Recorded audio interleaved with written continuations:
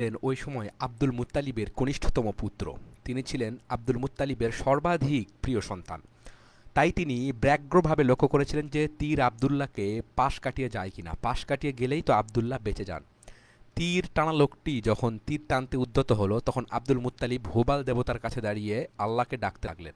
অতঃপর তীর টানা হলে দেখা গেল তীর আবদুল্লাহর নামেই বেরিয়েছে। ফলে আব্দুল মুত্তালিব এক হাতে আবদুল্লাহ ও অন্য হাতে বড় এক ঠোড়া নিয়ে তাকে জবাই করার উদ্দেশ্যে ইসাফ ও নায়লার পাশে নিয়ে গেলেন। ইসাফ ও নায়লা হচ্ছে দেবদেবী। আসর জমিয়ে বসা কুরাইশ নেতারা তখন উঠে গিয়ে তাকে জিজ্ঞেস করলেন, ও আব্দুল মুত্তালিব, ব্যাপার কি? তিনি বললেন, আমার এই ছেলেকে জবাই করব। তখন কুরাইশগণ ও তার পুত্ররা একযোগে বলে উঠল, উপযুক্ত কারণ ছাড়া কিছুতেই ওকে জবাই করো না। আর যদি তুমি ভাবে ছেলেকে জবাই করো তবে অনাগত কাল পর্যন্ত তা চলতে থাকবে। লোকেরা নিজ নিজ সন্তানকে এনে বলি দিতে থাকবে এবং এভাবে মানব বংশ একে একে নিঃশেষ হয়ে যাবে। আবদুল্লাহর মামাদের গোত্রীয় জৈনক মুগিরা ইবনে আবদুল্লাহ ইবনে ওমর ইবনে মাখজুম বলেন, একেবারে অনন্যপায় হওয়া ছাড়া এমন কাজে প্রবৃত্ত হয়েও না। যদি আমরা মুক্তিপণ দিয়ে অব্যাহতি দিতে পারি তাহলে আমরা মুক্তিপণ দিতে প্রস্তুত। পক্ষান্তরে কুরাইশগণ ও আব্দুল মুত্তালিবের পুত্ররা বলল, তাকে জবাই করো না, বরং ওকে নিয়ে হিজাজে চলে যাও। সেখানে এক মহিলা জ্যোতিষী আছে, তার অধীনে জিন আছে, তাকে জিজ্ঞেস করে জেনে নাও কাজটা করা ঠিক হবে কিনা। এরপরে আমরা বাধা দিব না, তুমি স্বাধীনভাবে যা খুশি করো। মহিলা যদি জবাই করতে বলে জবাই করো, আর যদি অন্য উপায়ে বাতলে দেয় তাহলে সেটাই গ্রহণ করে নিও। কুরাইশদের উপদেশটাই মেনে নিয়ে আব্দুল মুত্তালিব ও তার সহযোগীরা হিজাজ অভিমুখে রওনা দিলেন। তারা মদিনায় পৌঁছালেন ও খাইবারে সেই মহিলা সাক্ষাৎ পেলেন। আব্দুল মুত্তালিব মহিলাকে তার ও তার পুত্রের সকল বৃত্তান্ত খুলে বললেন। মহিলা বললেন, তোমরা আজ চলে যাও, আমার অনুগত জিন আসুক, তার কাছ থেকে আমি জেনে নিই। সবাই মহিলার কাছ থেকে বিদায় নিয়ে ফিরে আসলেন। বিদায় নিয়ে বেরিয়েই আব্দুল মুত্তালিব আল্লাহর নিকট প্রার্থনা করলেন। পরদিন সকালে আবার সবাই মহিলার কাছে সমবেত হলেন। মহিলা বললেন, আমি প্রয়োজনীয় তথ্য জেনেছি। তোমাদের সমাজে মুক্তিপণ কী হারে ধার্য আছে? তারা জানলেন 10টা উট। মহিলা বললেন, যাও, তোমাদের দেশে ফিরে যাও, তারপর তোমাদের সংশ্লিষ্ট মানুষটিকে মূর্তির নিকট হাজির করো ও 10টা উট উৎসর্গ করো। অতঃপর উট ও তোমাদের সংশ্লিষ্ট ব্যক্তির ভাগ্য বিধানের জন্য তীর টানো। যদি তোমাদের লোকের নামের বিপক্ষে তীর বেরোয় তাহলে উট আরও দেও, যতক্ষণ না তোমাদের মনিব খুশি না হন। আর যদি উটের নামে বেরোয় তাহলে বুঝবে তোমাদের মনিব সন্তুষ্ট হয়েছেন এবং তোমাদের ব্যক্তিটি অব্যাহত পেয়েছে। এরপর সবাই মক্কায় চলে গেল। অতঃপর যখন তারা মহিলার কথা অনুযায়ী মূর্তির নিকট গিয়ে কর্তব্য সমাদায় প্রস্তুত হলো তখন আব্দুল মুত্তালিব দাঁড়িয়ে আল্লাহর নিকট প্রার্থনা করতে লাগলেন। অতঃপর তারা আবদুল্লাহকে ও সেই সাথে 10টা উটকে যথারীতি হাজির করল। আব্দুল মুত্তালিব হুবালের নিকট দাঁড়িয়ে আল্লাহর কাছে দোয়া করতে লাগলেন। অতঃপর তার তীর টানা হলো। তীর আবদুল্লাহর নামেই বেরুলো। তারা আরও 10টা বৃদ্ধি করল। ফলে উটের সংখ্যা দাঁড়ালো 20। আব্দুল মুত্তালিব আবার আল্লাহর কাছে দোয়া করতে লাগলেন। পুনরায় তীর টানা হলো এবং এবারও আবদুল্লাহর নামে তীর বেরুলো। ফলে আরও 10টা উট বৃদ্ধি করে 30টা করা হলো এবং আব্দুল মুত্তালিব আল্লাহর কাছে দোয়া করতে লাগলেন। এবারেও তীর টানা হলো, আবদুল্লাহর নামে তীর বেরুলো। পুনরায় আরও 10টা উট বাড়িয়ে 40 করে আল্লাহর কাছে দোয়া করতে লাগলেন আব্দুল মুত্তালিব। এবারও তীর টানা হলে আবদুল্লাহর নাম বেরুলো। পুনরায় আরও 10টা বাড়িয়ে উট 50টা করা হলো এবং আব্দুল মুত্তালিব আল্লাহর কাছে দোয়া করতে লাগলেন। এবারও তীর টানা হলো এবং তা আবদুল্লাহর নামে বেরুলো। অতঃপর আরও 10টা উট বাড়িয়ে উটের সংখ্যা 60 করার পর একই পন্থায় তীর টানা হলে তখনও আবদুল্লাহর নাম বেরুলো। আবার 10টা বাড়িয়ে 70, তারপর হচ্ছে 80, হ্যাঁ, 90, 100টা করার পরে মানে তীর যখন 100টা যখন এভাবে উঠ হলো সেই একই নিয়মে আল্লাহর নিকট দোয়া করে তীর টানতে বলল। এবার উটের নামে সেবার উটের নামে তীর বেরুলো। সমবেত কুরাইশগণ ও অন্য সবাই বলে উঠল, হে আব্দুল মুত্তালিব, তোমার প্রভু এবার পুরোপুরি সন্তুষ্ট হয়েছেন। অনেকের মতে আব্দুল মুত্তালিব এরপর বলেন, আমি আরও 3বার তীর টানে ক্ষান্ত হব না। ফলে আবদুল্লাহ ও উটের নামে তীর টানা হলো এবং আব্দুল মুত্তালিব দাঁড়িয়ে দোয়া করতে থাকলেন। তীর উটের নামে বেরুলো। এবারে দ্বিতীয়বার ও তৃতীয়বারও উটের নামে বেরোলো। অবশেষে ওই 100 উট কুরবানি করা হলো এবং কুরবানির পর পশুগুলোকে এমনভাবে ফেলে রাখা হলো যেন কোনো মানুষকে তার কাছে যেতে বাধা দেওয়া বা ফিরিয়ে দেওয়া না হয়। মহানবী সাল্লাল্লাহু আলাইহি ওয়াসাল্লাম আমিনার গর্ভে থাকাকালীন ঘটনা বলি। প্রচলিত জনশ্রুতি থেকে জানা যায় রাসূলুল্লাহ সাল্লাল্লাহু আলাইহি ওয়াসাল্লামের মা আমিনা বিনতে ওয়াহাব বলতেন যে রাসূল করিম সাল্লাল্লাহু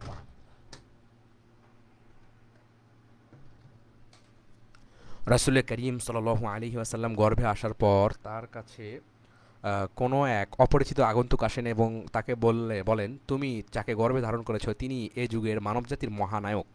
তিনি যখন ভূমিষ্ঠ হবেন তখন তুমি বলবে, সকল হিংসুকের অনিষ্ট থেকে এই শিশুকে এক ও অদ্বিতীয় প্রভুর আশ্রয়ে সমর্পণ করছি। তারপর তার নাম রাখবে মোহাম্মদ। রাসূলুল্লাহ সাল্লাল্লাহু আলাইহি ওয়াসাল্লামের পূর্বে মাত্র তিনজনের এ নাম রাখা হয়েছে, যথা কবি ফারাজদাকের দাদা মুহাম্মদ ইবনে সুফিয়ান বিন মুজাশি, মোহাম্মদ ইবনে উহাইহা ইবনে আল জাল্লাহ, মোহাম্মদ ইবনে হিমরান ইবনে রাবিয়া। এই তিনজনের প্রত্যেকের পিতা জানতে পারেন যে আল্লাহর এক রাসূলের আবির্ভাবের সময় ঘনিয়ে এসেছে এবং তিনি হিজাজে জন্মগ্রহণ করবেন। লোকমুখে একথা শুনে তাদের প্রত্যেকের আকাঙ্ক্ষা জাগে যে তিনি যেন তারই সন্তান হন। একবার তারা আসমানি কিতাবের জ্ঞান রাখে এমন এক বাদশার কাছে গমন করেন। তিনি তাদেরকে জানান যে মোহাম্মদ নামে একজন নবীর আবির্ভাব ঘটতে যাচ্ছে। এই সময় তারা বাড়িতে নিজ নিজ স্ত্রীকে গর্ভবতী রেখে এসেছিলেন। ফলে তৎক্ষণাৎ প্রত্যেকেই সিদ্ধান্ত নেন যে তাদের পুত্র সন্তান ভূমিষ্ঠ হলে তার নাম রাখবেন মোহাম্মদ। এই সিদ্ধান্ত অনুসারেই তারা তাদের তিন ছেলের নাম রেখেছিলেন। আচ্ছা, তিনি গর্ভে থাকাকালে আমেনা স্বপ্নে দেখেন যে তার ভেতর থেকে এমন একটা আলোকরশ্মি বেরুলো যা দিয়ে তিনি সিরীয় ভূখণ্ডের বুসরার প্রাসাদসমূহ দেখতে পেলেন। এরপর তিনি মাতৃগর্ভে থাকা অবস্থাতেই অল্প দিনের মধ্যে তার পিতা আবদুল্লাহ ইন্তেকাল করেন। রাসূলুল্লাহ সাল্লাল্লাহু আলাইহি ওয়াসাল্লামের জন্ম। আমুল ফিল অর্থাৎ হস্তি বাহিনী নিয়ে আব্রাহার কাবা অভিযানের ঘটনা যে বছর ঘটে, সেই বছরের রবিউল আউয়াল মাসের দ্বাদশ রজনী অতিক্রান্ত হবার শুভ মুহূর্তে সোমবারে রাসূলুল্লাহ সাল্লাল্লাহু আলাইহি ওয়াসাল্লাম জন্মগ্রহণ করেন। কায়েস ইবনে মাখরামা থেকে বর্ণিত, তিনি বলেছেন, আমি ও রাসূলুল্লাহ সাল্লাল্লাহু আলাইহি ওয়াসাল্লাম আব্রাহার হামলার বছর জন্মগ্রহণ করি, তাই আমরা সমবয়সী। হাসান ইবনে সাবিত বলেন, আমি তখন 7-8 বছরের বালক হলেও বেশ শক্তিশালী ও লম্বা হয়ে উঠেছি। যা শুনতাম তা বুঝতে পারার ক্ষমতা তখন হয়েছে। হঠাৎ শুনতে পেলাম জৈনক ইহুদি ইয়াসরিবের একটা দুর্গের উপর উঠে উচ্চস্বরে ওহে ইহুদি সমাজ বলে চিৎকার করে উঠল। লোকেরা তার চারপাশে জমায়েত হয়ে বলল, তোমার কি হয়েছে? সে বলল, আজ রাতে আহমদের জন্মের সেই নক্ষত্র উদিত হয়েছে। অতঃপর দাদা আব্দুল মুত্তালিব, হযরত মুহাম্মদ সাল্লাল্লাহু আলাইহি ওয়াসাল্লাম ভূমিষ্ঠ হলে তার মা আমিনা ও তার দাদা আব্দুল মুত্তালিবের নিকট এই বলে খবর পাঠালেন যে আপনার এক পৌত্র জন্মেছে, আসুন তাকে দেখুন। আব্দুল মুত্তালিব এলেন, এসে তাকে দেখলেন। এই সময় আমিনা ও তার গর্ভকালীন সময়ে দেখা স্বপ্নের কথা, নবজাগত সম্পর্কে যা তাকে বলা হয়েছে এবং তার যে নাম রাখতে বলা হয়েছে তা সব জানালেন। অতঃপর আব্দুল মুত্তালিব তাকে নিয়ে কাবা শরীফে প্রবেশ করলেন। সেখানে তিনি আল্লাহর শুকরিয়া আদায় করলেন। অতঃপর তাকে নিয়ে কাবাঘর থেকে বেরিয়ে গেলেন এবং শিশুকে মায়ের কাছে দিয়ে ধাত্রীর সন্ধান করতে লাগলেন। অবশেষে বনু সাদ ইবনে বাকরের আবু জুয়াইবের কন্যা হালিমাকে ধাত্রী হিসাবে পাওয়া গেল। হালিমার কথা, হালিমা বর্ণনা করেছেন যে তিনি তার স্বামী একটি দুগ্ধপোষ্য পুত্রকে সাথে নিয়ে বনু সাদের একদল মহিলার সাথে দুধ শিশুর সন্ধানে বের হন। ওই মহিলারা সকলেই দুধ শিশুর সন্ধানে ব্যাপৃত ছিল। বছরটি ছিল ঘোর অজন্মার। আমরা একেবারেই নিঃস্ব হয়ে পড়েছিলাম। আমি একটি সাদা গাধার পিঠে সওয়ার হয়ে বেরিয়ে পড়লাম। আমাদের সাথে ছিল বয়স্ক উটটি, সেটি এক ফোঁটাও দুধ দিচ্ছিল না। আমাদের যে শিশু সন্তানটি সাথে ছিল ক্ষুধার জ্বালায় সে এত কাঁদছিল যে তার দরুন আমরা সবাই বিনিদ্র নজরে কাটাচ্ছিলাম। তার ক্ষুধা নিবৃত্ত করার মতো দুধ আমার বুকেও ছিল না, উষ্টি পালনেও ছিল না। বৃষ্টি ও স্বাচ্ছন্দ্য লাভের আশায় আমরা উন্মুখ হয়ে গিয়েছিলাম। এ অবস্থায় আমি নিজের গাধাটার পিঠে চড়ে বেরিয়ে পড়লাম। পথ ছিল দীর্ঘ এবং এক নাগারে চলতে চলতে আমাদের গোটা কাফিলা ক্লান্ত অবসন্ন হয়ে পড়ল। অবশেষে আমরা দুধ শিশুর খোঁজে মক্কায় উপনীত হলাম। আমাদের প্রত্যেককে রাসূলুল্লাহ সাল্লাল্লাহু আলাইহি সাল্লাম কে গ্রহণ করতে অনুরোধ করা হয়, কিন্তু যখনই বলা হলো তিনি পিতৃহীন, তখন প্রত্যেকেই অস্বীকার করে বসে। কারণ আমরা প্রত্যেকেই শিশুর পিতার কাছ থেকে উত্তম পারিতোষিক প্রত্যাশা করতাম। আমরা প্রত্যেককেই বলা বলি করতাম, পিতৃহীন শিশু, শিশুর মা আর দাদা কী বা পারিতোষিক দিতে পারবে। এই কারণে আমরা সবাই তাকে গ্রহণ করতে অপছন্দ করছিলাম। ইতিমধ্যে আমার সাথে আগত সকল মহিলাই একটা না একটা দুধ শিশু পেয়ে গেল। পেলাম না শুধু আমি, খালি হাতেই ফিরে যাব বলে যখন মনস্থির করছে, তখন আমি আমার স্বামীকে বললাম, খোদার কসম, এতগুলো সহযাত্রীর সাথে শূন্য হাতে ফিরে যেতে আমার মোটেই ভালো লাগছে না। খোদার কসম, ওই ইয়াতিম শিশুটার কাছে আমি যাবই এবং ওকেই নেব। আমার স্বামী বললেন, নিতে পারো, হয়তো আল্লাহ ওর ভেতরেই আমাদের জন্য কল্যাণ রেখেছেন। আল্লাহু আকবার। হালিমা বলেন, অতঃপর আমি গেলাম ওই ইয়াতিম শিশুকে নিয়ে এলাম। আমি শুধু অন্য শিশু না পাওয়ার কারণেই তাকে নিতে বাধ্য হয়েছিলাম। তাকে নিয়ে কাফিলার কাছে চলে গেলাম। তাকে যখন কোলে নিলাম তখন আমার স্তন দুটি দুধে ভর্তি হয়ে গেল এবং তা থেকে শিশু মুহাম্মদ সাল্লাল্লাহু আলাইহি ওয়াসাল্লাম পেট ভরে দুধ খেলেন। তার দুধ ভাইও পেট ভরে দুধ খেলো। অতঃপর দুজনেই ঘুমিয়ে পড়লো। অথচ ইতিপূর্বে তার জ্বালায় আমরা ঘুমাতে পারতাম না। আমার স্বামী আমাদের সেই উষ্টির কাছে যেতেই দেখতে পেলেন সেটির পালানো দুধে ভর্তি। অতঃপর তিনি প্রচুর পরিমাণে দুধ দহন করলেন এবং আমরা দুজন তৃপ্ত হয়ে দুধ পান করলাম। এরপর বেশ ভালো মতোই আমাদের রাতটা কাটলো। সকালবেলা আমার স্বামী বললেন, হালিমা, জেনে রেখো তুমি এক মহাকল্যাণময় শিশু এনেছ। আমি বললাম, বাস্তবে কি? আমারও তাই মনে হয়। এরপর আমরা রওনা দিলাম। আমি গাধার পিঠে সওয়ার হলাম। আমার গাধা গোটা কাফিলাকে পেছনে ফেলে এগিয়ে চলল। কাফিলার কারো গাধাই তার সাথে তাল মিলিয়ে চলতে সক্ষম হলো না। আমার সহযাত্রী মহিলারা বলতে লাগলো, হে আবু জুয়াইবের কন্যা, একটু দাঁড়াও এবং আমাদের জন্য অপেক্ষা করো।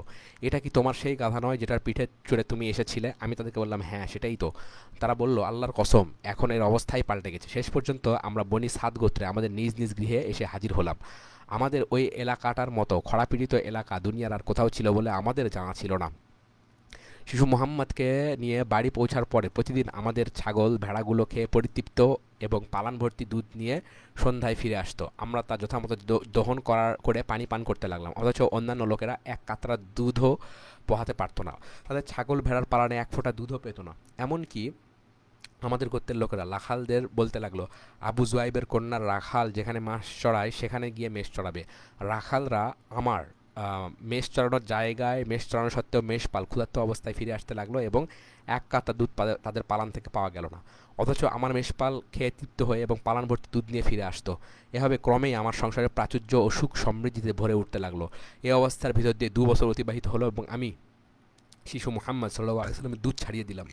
অন্যান্য ছেলেদের চেয়ে দ্রুত গতিতে তিনি বড় হয়ে উঠতে লাগলেন। 2 বছর বয়স হতে তিনি বেশ চটপটে ও নাদুস বালকে পরিণত হলেন। আমরা তাকে তার মার কাছে নিয়ে গেলাম।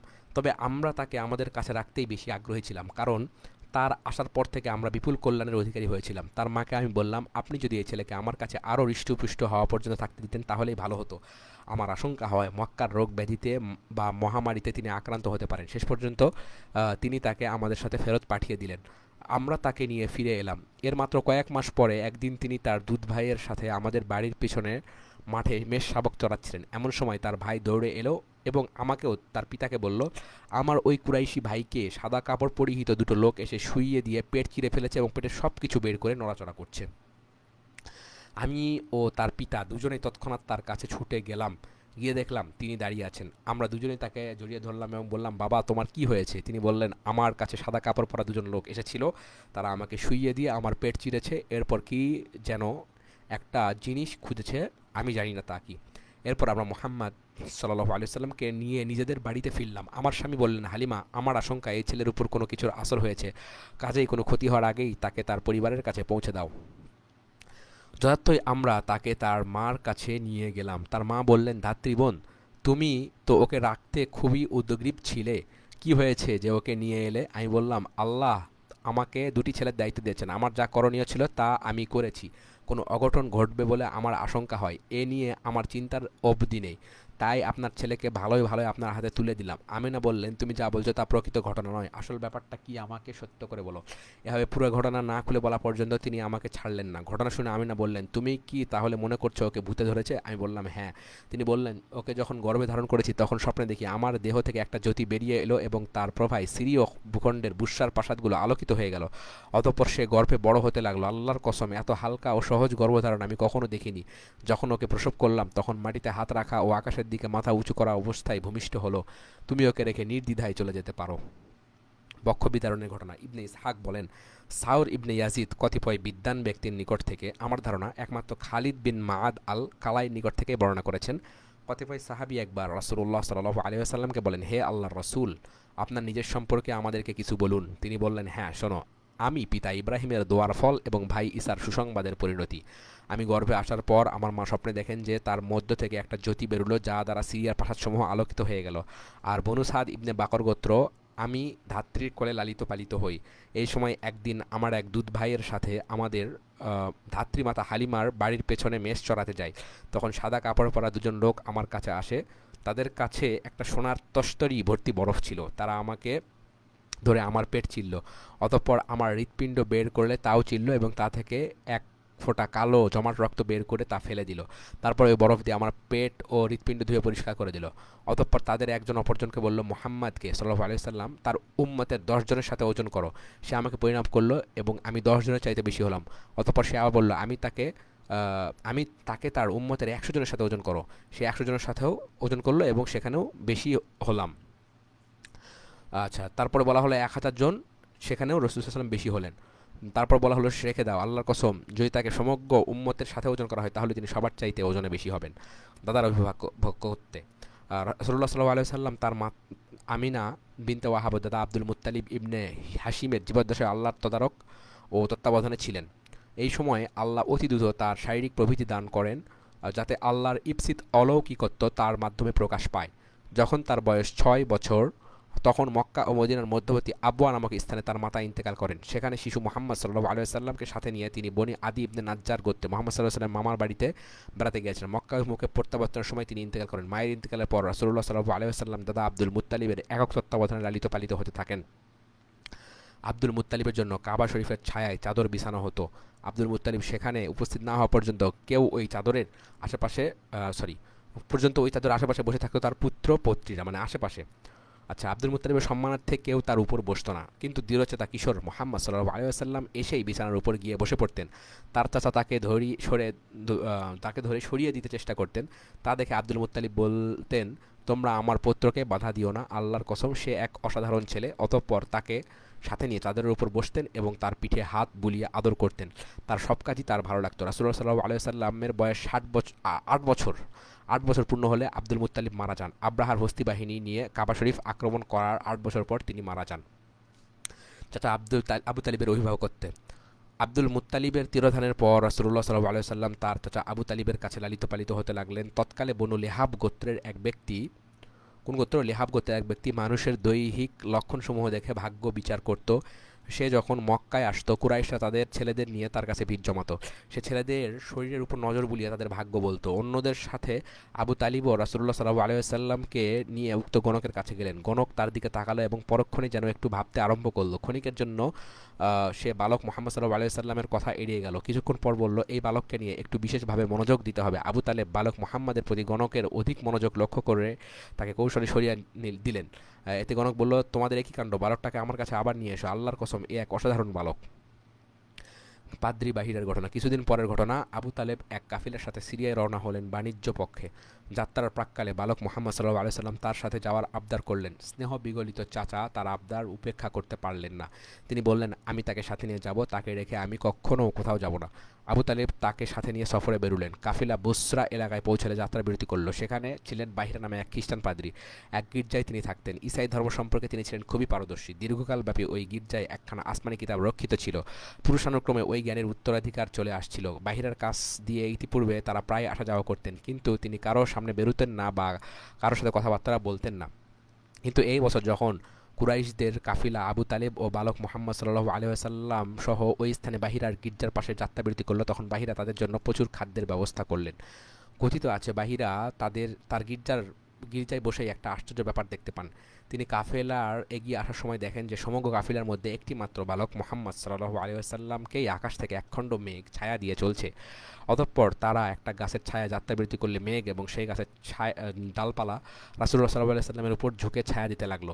এই দৃশ্য দেখে বাহিরা গির্জা থেকে বেরিয়ে আসলেন এবং লোক পাঠিয়ে কাফেলার লোকদেরকে বলে পাঠালেন, হে কুরাইশ বণিকগণ, আমি আপনাদের জন্য খাবার বন্দোবস্ত করেছি। আপনাদের মধ্যে ছোট বড় দাস বা মনিব সকলেই এসে খাদ্য গ্রহণ করতে অনুরোধ করছি। কুরাইশদের মধ্য থেকে এক ব্যক্তি বলল, হে বাহিরা, আজকে আপনি নতুন মহিমায় মণ্ডিত হয়েছেন। ইতিপূর্বে আমরা বহুবার আপনার নিকট দিয়ে যাতায়াত করছি, কিন্তু কখনো আপনি এরূপ আতিথেয়তা দেখাননি। আজকে আপনারা এরূপ করার কারণ কি? বাহিরা বললেন, সে কথা ঠিকই, আগে আমি কখনো এরূপ করিনি, তবে আজ আপনারা আমার অতিথি, তাই মনের ইচ্ছা আপনাদের যত্ন করি, আপনাদের জন্য খাবার তৈরি করি এবং আপনারা সকলেই খাবার গ্রহণ করুন। অতঃপর সকলেই খেতে লাগলেন। কিন্তু অল্প বয়স্ক হবার কারণে রাসূলুল্লাহ সাল্লাল্লাহু আলাইহি ওয়াসাল্লাম কাফিলার বহরের সাথে গাছের ছায়ায় বসে রইলেন। খাবার জন্য সমবেত কুরাইশি বণিকদের সবাইকে ভালোভাবে পরখ করে বাহিরা সেই পরিচিত হাবভাব ও চালচলনের কোনো লক্ষণ দেখতে পেলেন না, যা বালক মুহাম্মদ সাল্লাল্লাহু আলাইহি ওয়াসাল্লামের মধ্যে তিনি দেখেছিলেন। তাই তিনি বললেন, হে কুরাইশি অতিথিবৃন্দ, আপনাদের কেউই যেন আমার খাবার গ্রহণ থেকে বঞ্চিত না থাকেন। তারা বললেন, হে বাহিরা, যারা এখানে আসার মতো তারা সবাই এসেছেন, শুধুমাত্র একটি বালক কাফেলার বহরে রয়েছে, সে কাফেলার মধ্যে কনিষ্ঠতম। বাহিরা বললেন, না, তাকে বাদ রাখবেন না, তাকেও ডাকুন, সেও আপনাদের সাথে খাবার গ্রহণ করুক। জনক কুরাইশি বললেন, লা তুজ্জার শপথ, আব্দুল্লাহ ইবনে আব্দুল মুত্তালিবের ছেলে আমাদের সাথে থাকবে অথচ আমাদের সাথে খাবার গ্রহণ করবে না, এটা হতেই পারে না, এটা আমাদের জন্য নিন্দনীয় অপরাধ। একথা বলেই সে উঠে গিয়ে বালক মুহাম্মদ সাল্লাল্লাহু আলাইহি ওয়াসাল্লামকে কোলে করে নিয়ে এলো এবং সবার সাথে খাবারের বৈঠকে বসিয়ে দিল। এ সময় বাহিরা তার সমগ্র অবয়ব গভীরভাবে দেখতে লাগলেন এবং দেহের বিশিষ্ট নিদর্শনগুলো পর্যবেক্ষণ করতে লাগলেন।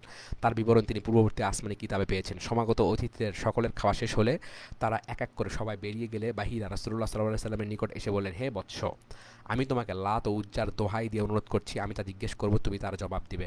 বাহিরা লাত ও উজ্জায় দোহাই দিলেন এজন্য যে তিনি কুরাইশদের পরস্পরের কথাবার্তা বলার সময় ওই দুই মূর্তির শপথ করতে শুনেছেন। রাসূলুল্লাহ সাল্লাল্লাহু আলাইহি ওয়াসাল্লাম বললেন, আমাকে লাত উজ্জার দোহাই দিয়ে কিছু জিজ্ঞেস করবেন না, আল্লাহর শপথ আমি ওই দুই দেবতাকে সর্বাধিক ঘৃণা করি। বাহিরা বললেন, আচ্ছা, তবে আল্লাহর দোহাই দিয়ে বলছি, যা জিজ্ঞেস করবো তার জবাব দিবে। রাসূলুল্লাহ সাল্লাল্লাহু আলাইহি ওয়াসাল্লাম বললেন, বেশ, কি কি জানতে চান বলুন। অতঃপর বাহিরা তাকে নানা কথা জিজ্ঞেস করতে লাগলেন, তার ঘুমন্ত অবস্থার কথা, তার দেহের গঠন প্রকৃতি ও অন্যান্য অবস্থার কথা। রাসূলুল্লাহ সাল্লাল্লাহু আলাইহি ওয়াসাল্লাম তার সব প্রশ্নের যা জবাব দিলেন তা বাহিরার জানা তথ্যের সাথে হুবহু মিলে গেল। তারপর তিনি তার পিঠ দেখলেন। পিঠে দুই স্কন্ধের মধ্যবর্তী স্থানে নবুয়তের মোহর অঙ্কিত দেখতে পেলেন। মোহর অবিকল সেই জায়গা দেখতে পেলেন যেখানে বাহিরার পর আসমানি কিতাবের বর্ণনা অনুসারে থাকার কথা ছিল।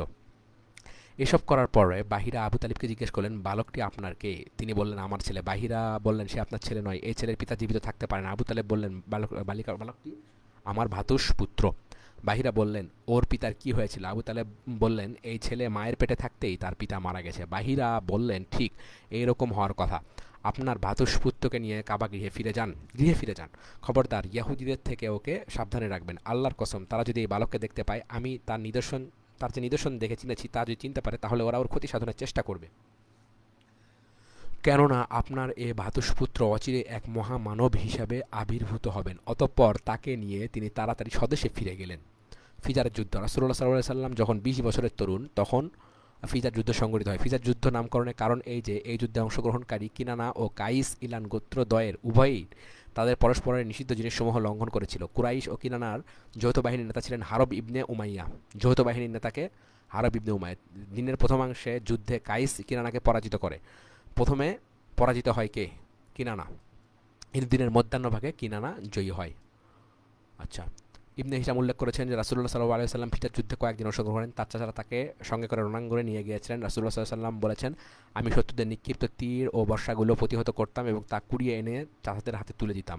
এটা ছিল সর্বশেষ ফিজারের যুদ্ধ। এটি ফিজার আল বারাদ নামে খ্যাত। ইতিপূর্বে আরও 3টি ফিজার যুদ্ধ সংঘটিত হয়েছে। প্রথমটি কিনানা ও হাওয়াজিন গোত্রের মধ্যে, দ্বিতীয়টি কুরাইশ ও হাওয়াজিন গোত্রের মধ্যে। তাহলে হাওয়াজিন গোত্র সব জায়গায় ছিল। তৃতীয়টি কিনানা ও হাওয়াজিন গোত্রের মধ্যে। তাহলে প্রথমটা হলো কিনানা ও হাওয়াজিন গোত্রের মধ্যে, মানে হাওয়াজিন হচ্ছে 3 জায়গাতেই আছে। কিনানা হাওয়াজিন, কুরাইশ হাওয়াজিন, এবং তৃতীয়টি কিনানা এবং হাওয়াজিন, মানে প্রথম আর 3 যেটা, সেই দুটা হচ্ছে সেম। ঠিক আছে।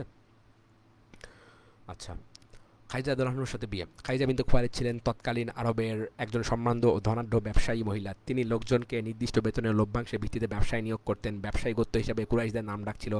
রাসূলুল্লাহ সাল্লাল্লাহু আলাইহি সাল্লামের সত্যবাদিতা, বিশ্বস্ততা ও চারিত্রিক মহত্বের কথা জানতে পেরে তিনি তার কাছে লোক পাঠিয়ে তার পণ্য সামগ্রী নিয়ে সিরিয়া যাওয়ার প্রস্তাব দিয়ে তাকে বললেন যে এজন্য তিনি অন্যদেরকে যা দিয়ে থাকেন তার চেয়ে উত্তম সম্মানই তাকে দেবেন। মাইসারাহ নামক এক কিশোরকেও তার সাহায্যের জন্য সঙ্গে দিতে চাইলেন।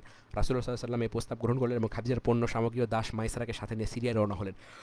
অনতি বিলম্বে তিনি সিরিয়ায় গিয়ে পৌঁছলেন। সিরিয়ায় পৌঁছে তিনি দৈনিক ধর্মযাজকের গির্জার নিকটবর্তী এক গাছের নিচে বিশ্রাম করলেন। ধর্মযাজক মাইসারাকে জিজ্ঞেস করলেন, গাছটির নিচে যিনি বিশ্রাম নিচ্ছেন তিনি কে? মাইসারা বললেন, তিনি হারামের অধিবাসী জৈনক কুরাইশ বংশীয় ব্যক্তি। ধর্মযাজক বললেন, এই গাছের নিচে নবী ছাড়া আর কেউ কখনো বিশ্রাম নেয়নি।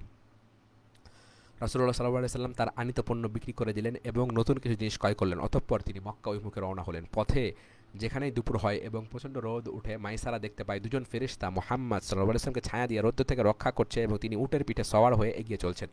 মক্কায় পৌঁছে তিনি খাদিজাকে তার ক্রয় করা পণ্যদ্রব্য বুঝিয়ে দিলেন। খাদিজা ওই মাল বিক্রি করে প্রায় দ্বিগুণ মুনাফা লাভ করলেন।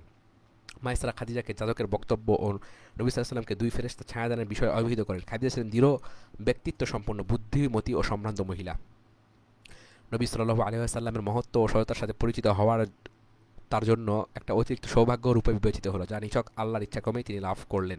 মাইসারা কাছে উক্ত অলৌকিক ঘটনার কথা শুনে খাদিজা লোক পাঠিয়ে তাকে বললেন, ভাই, আপনাদের গোত্রের মধ্যে আপনার যে মর্যাদাপূর্ণ অবস্থান, যে আত্মীয়তার বন্ধন এবং সর্বোপরি আপনার বিশ্বস্ততা ও চারিত্র মাধুর্য ও সত্যবাদিতার যে সুনাম রয়েছে, তাতে আমি মুগ্ধ ও অভিভূত।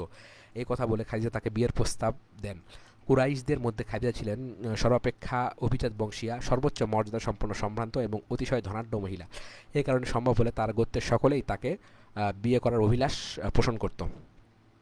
রাসূলুল্লাহ সাল্লাল্লাহু আলাইহি ওয়াসাল্লাম খাদিজার এই প্রস্তাব চাচাদেরকে জানালেন। চাচা হামজা খাদিজার পিতা খুয়াইলিদ ইবনে আসাদের ইবনে আব্দুল উজ্জা ইবনে কুসাই ইবনে কিলাব ইবনে মুররা ইবনে কাব ইবনে লুয়াইয়ের সাথে দেখা করে আনুষ্ঠানিক প্রস্তাব দিলেন এবং বিয়ে সম্পন্ন হলো।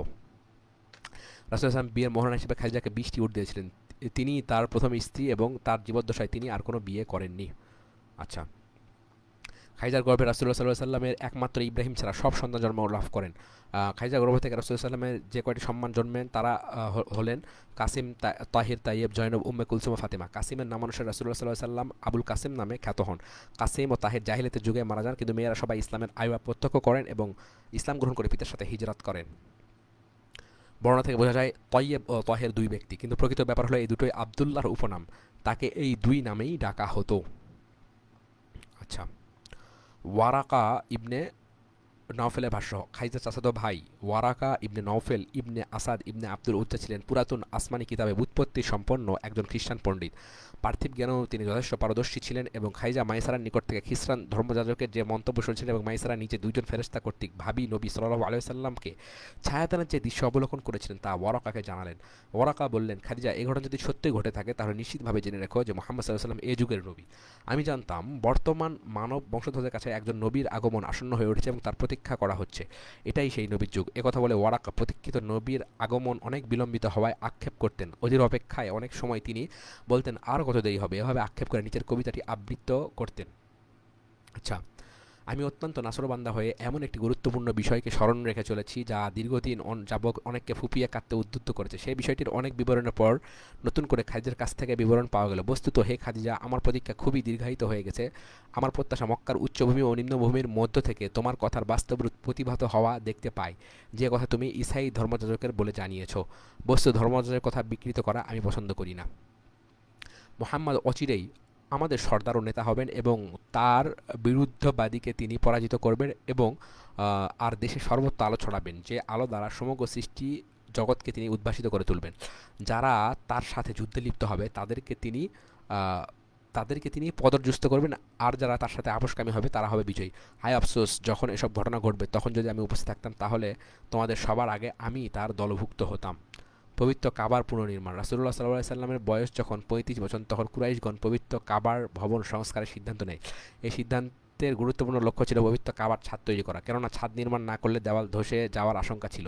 ওই সময় কাবার দেওয়াল 3.5 হাতের চেয়ে সামান্য বেশি উঁচু ছিল এবং তাও শুধুমাত্র পাথরের উপর সাজিয়ে নির্মিত ছিল, কোনো গাছই ছিল না। ঘটনাক্রমে ওই সময় জৈনক রোমান ব্যবসায়ী একখানি জাহাজ সমুদ্রের প্রবাহের সাথে ভেসে জিদ্দার উপকূলে এসে আছড়ে পড়ে এবং ভেঙে চূর্ণ বিচূর্ণ হয়ে যায়। এই জাহাজের তক্তাগুলো কুরাইশরা নিয়ে যায় এবং পবিত্র কাবার ছাদ তৈরি করার কাজে তা ছেড়ে কেটে ঠিকঠাক করে। মক্কায় জৈনক মিশরীয় রাজমিস্ত্রির আবির্ভাব ঘটে এই সময়। পবিত্র কাবার সংস্কার সাধনে তার দ্বারা কিছু কাজ নেওয়া যাবে বলে কুরাইশগণ মনে মনে স্থির করে ফেলে। পবিত্র কাবার সংলগ্ন কূপ থেকে তখন একটা সাপ প্রতিদিন উঠে আসতো এবং কাবার দেওয়ালে উপরে বসে রোদ পোহাতো। যে কূপটা থেকে সাপটা উঠে আসতো তার মধ্যে কাবার জন্য প্রতিদিন উৎসর্গিত জিনিসসমূহ নিক্ষেপ করা হতো। সাপের কারণে কুরাইশগণ আতঙ্কিত ছিল, কেননা সাপটা এমন ভয়ঙ্কর ছিল যে কেউ তার ধারেও ঘেঁষতে পারতো না। কেউ তার কাছে গেলেই ফনা বিস্তার করে সশব্দে চামড়া ঘষে মোচড় খেত এবং মুখ বাদদান করত। এভাবে একদিন সাপটি যখন পবিত্র কাবার দেওয়ালের উপর রোদ পোহাচ্ছিল তখন আল্লাহ সেখানে একটি পাখি পাঠালেন। পাখি সাপটাকে ছো মেরে নিয়ে গেল। তখন কুরাইশগণ আশ্বস্ত হয়ে বলল, আশা করা যায় যে আল্লাহ আমাদের ইচ্ছায় সম্মতি দিয়েছেন। আজ আমাদের কাছে একজন প্রীতিভাজন মিস্ত্রি রয়েছে, প্রয়োজনীয় কাঠের জোগাড় হয়ে গেছে, আর সাপের হাত থেকেও আল্লাহ নিষ্কৃত দিয়েছেন। অতঃপর তারা কাবার দেয়াল ভেঙে দিয়ে নতুন করে নির্মাণের আয়োজন করলো। এ সময় আবু ওয়াহাব ইবনে আমর ইবনে আয়েস ইবনে আবদ ইবনে ইমরান ইবনে মাখজুম উঠে কাবার একটা পাথর বিচ্ছিন্ন করে হাতে তুলে নিল, কিন্তু পাথরটি তৎক্ষণাৎ তার হাত থেকে সটকে পড়লো এবং যেখানে ছিল সেখানে পুনঃস্থাপিত হলো। এই আশ্চর্য ব্যাপার দেখে সে বলল, হে কুরাইশগণ, তোমরা এই কাবার ভবন নির্মাণে শুধু তোমাদের বৈধভাবে উপার্জিত সম্পদ নিয়োজিত করো, এতে ব্যভিচার, সুদ কিংবা উৎপীড়ন দ্বারা অর্জিত সম্পদ ব্যয় করো না। অতঃপর কুরাইশগণ কাবার গৃহ নির্মাণ